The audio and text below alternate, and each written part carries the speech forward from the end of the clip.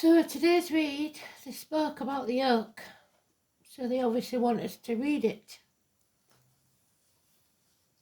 The oak, the door, 73. Could be the year you was born, could be a door number, could mean nothing at all. 73. So the oak, the number 7. The first joint of the index finger. Capricorn.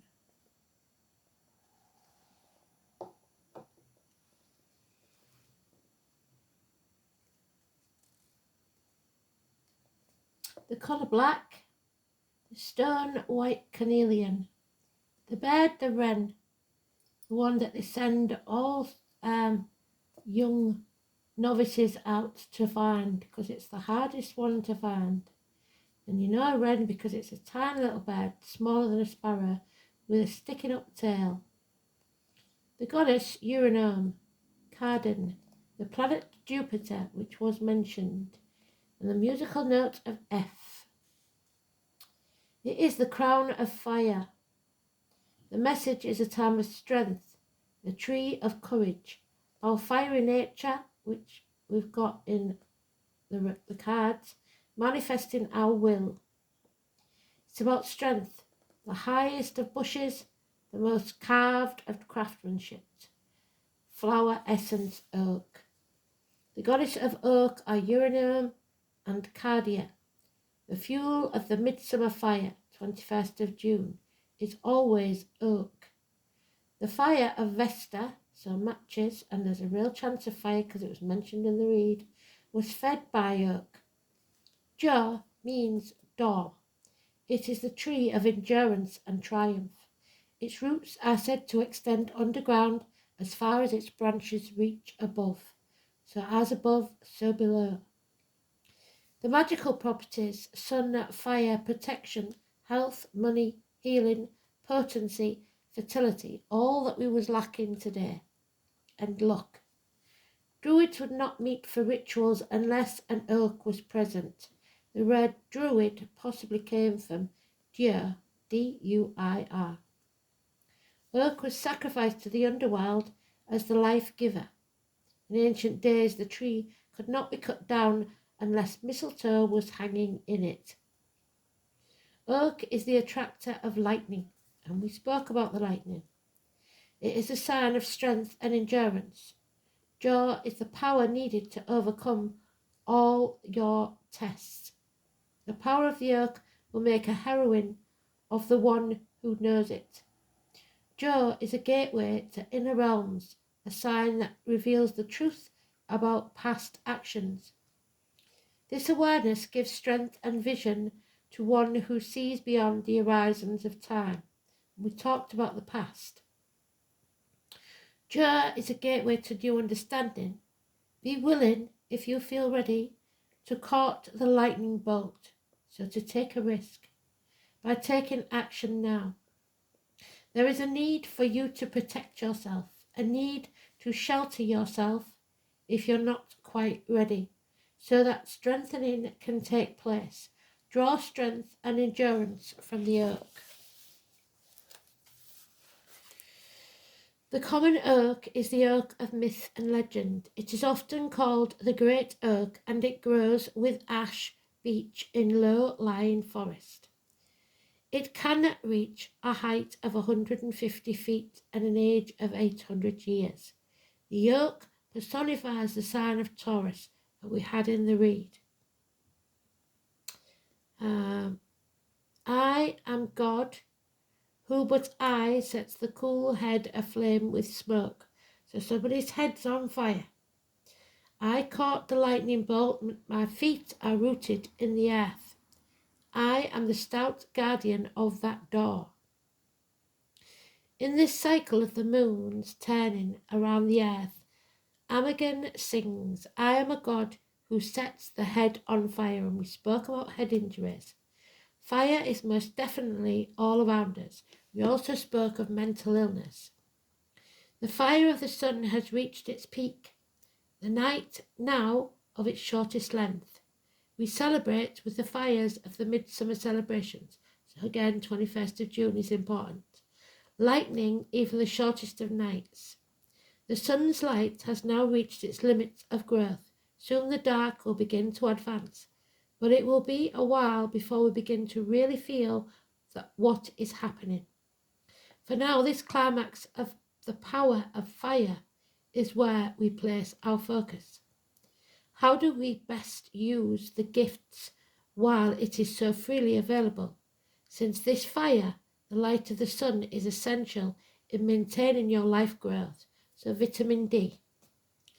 Now is a time to internalize it and store it in some inner place within where we can tap into it when it has begun to weaken. So somewhere that you feel happy, go back to it when you are feeling low. So is this season we are trying to set ourselves on fire within ourselves by using the power of the sun to achieve it. There is in the spiritual teachings of the East a fire depicted, rain-headed serpent, and we talked of the serpent. So those of you born in the year of the snake, it's important, that coils up along the energy channels of the body, gaining strength as it reaches each energy center of the body until it bursts forth at the crown of the head. So cunnilingus,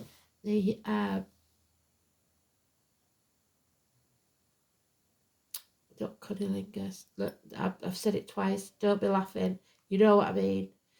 Oh my God, I can't believe I said that on camera. Where was I? Serpent, that'll be a laugh for you. The energy channels of the body gaining strength and reaches the energy at the centre of the body until it bursts out the crown, which is an aha moment. I can't stop giggling. Manifest as a great light. That's what I was looking for. Kundalini. Is available and a worthy girl of the season. As the moon waxes, well, you never know, you might get both. We turn our attention to the sun's heat, paying attention to how we absorb and utilize it within. On the full moon, we come to the coiled serpent of our aroused, sometimes sexual energy. There you go, that's what I was thinking at the time, which will, if acknowledged and put into play in a great spiritual act, we shall indeed set our heads on fire. Wow. As the moon wanes, we further internalize this, making our captured power of the sun's zenith secure at the center of ourselves, so that even in the coldest and darkest depths of the dark, it will be able to guide and fuel us. Someone is waking up. She is awakening. Magic is afoot. She is arising. She is dancing. She is glowing. She is radiant. She is brilliant. She is beauty. Turn back the wheel, lest we burn. She is splendor. She is shining. She is setting. She is fading. She is dying. She is peaceful. Magic is afoot. On the earth, in the air, through the fire by the water. I am magic, the oak moon's daughter. Uranim is the great goddess Mother Creatrix, ruler, the goddess of all things, and we talked about the mother this morning. She was born out of chaos, which is the star, and immediately she set about separating the water from the sky, and she began a beautiful and sensuous dance of creation across the water. She danced faster and faster until a great wind grew behind her. So tornado, if you like, the storm, we must stand strong within it. Uranim caught this wind in her hand and created a great snake. This name was Ophion. Ophion watched Uranim's dance across the waves and was filled with lust, and he coiled his body around the goddess and made love to her as she danced, but he was trying to steal her thunder. Transforming herself as a dove, the goddess birthed the universal egg. As the egg burst open, the earth spilled forth, and all the plants and animals were born.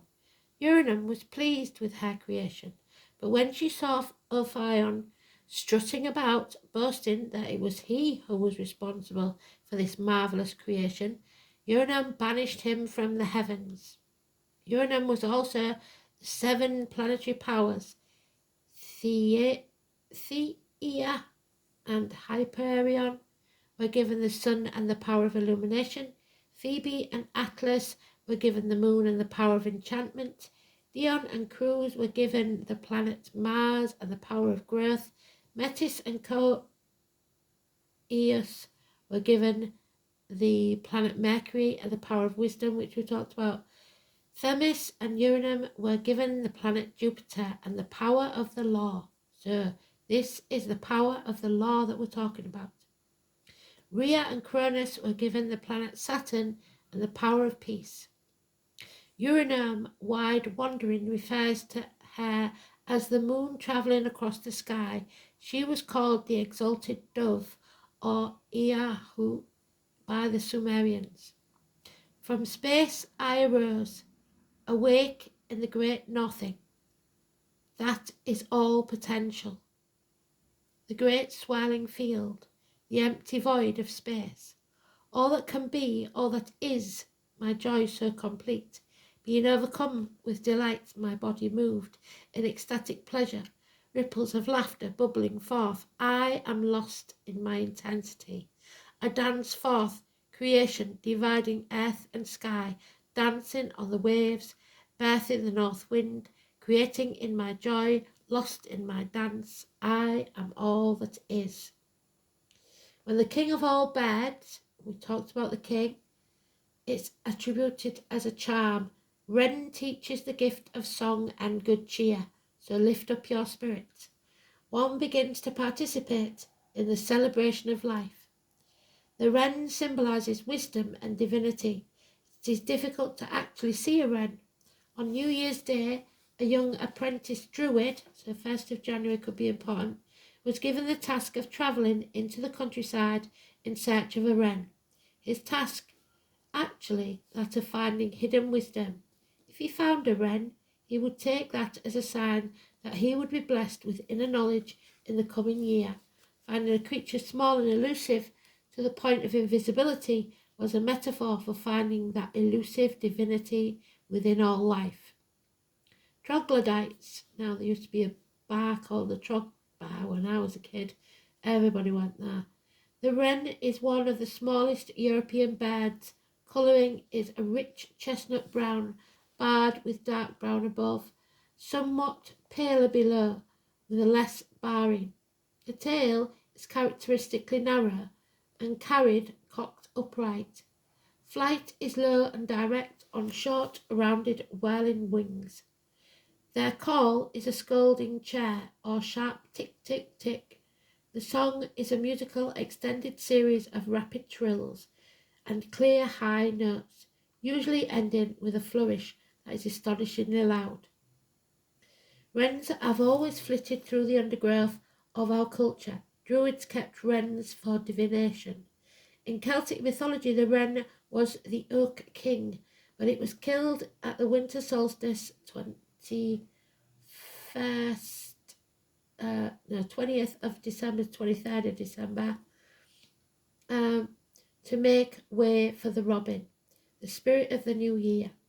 And my local team's called the Robins, and if you can't hear them, they are singing in the match, which is just behind where I live. Medieval folk observed the direction in which wrens flew to determine their luck.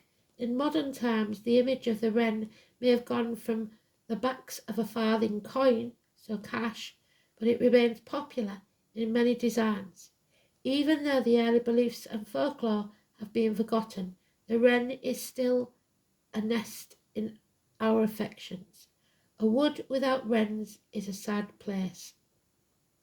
White carnelian is in tune with the energies of the earth. Its strong connection with the earth makes it a good stone to keep you anchored and comfortable with your environment. Carnelian's grounding influence allows you to feel settled and more secure. Carnelian's stimulating energies influence the reproductive organs. This stone has long been used as a fertility symbol for this reason. Carnelian can also help to stimulate creativity, which is what's needed. It seems to have a clearing effect, dispelling negative energies as it replaces them with positive ones. This can make it easier to find direction, and its grounding effects can make it easier for you to feel in control of your life. This makes carnelian a good stone for people who feel they are going nowhere, which is what the card said today. Carnelian can help with motivation, allowing you to find the energy to make the most of your life. It is also said to help purify the blood and the liver, giving you more physical energy. This makes carnelian a good stone for people considering new projects and directions, which is what the card said you should be doing. So thanks for listening, and God bless you. Take care, everybody. Bye-bye.